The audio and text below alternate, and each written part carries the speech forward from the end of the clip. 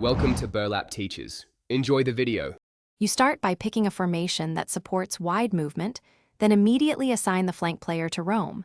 This creates space without sacrificing structure. Once done, bump team width slightly and raise tempo to encourage dynamic runs.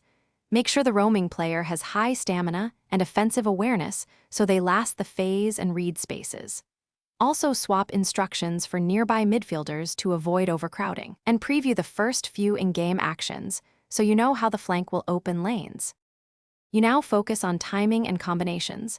Press sprint for a split second and release to launch a diagonal or vertical run into the half space.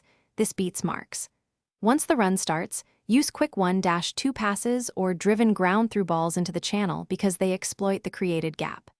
At the same time, instruct a nearby midfielder to invert or drop to cover. This maintains balance. If opposition shifts, use second man control to set a controlled cross or cutback. The goal is consistent. You complete attacks by aiming low-driven crosses or quick cutbacks to the penalty spot. These maximize goals from roaming flank moves.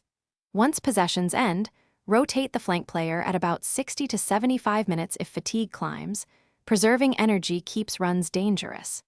If your opposition neutralizes the flank or players stop making smart runs, immediately reset instructions, narrow width briefly, then manually trigger new runs to retrain spacing. This troubleshooting step restores the pattern and prevents stale possession. Thanks for watching. Consider subscribing if this video helped you.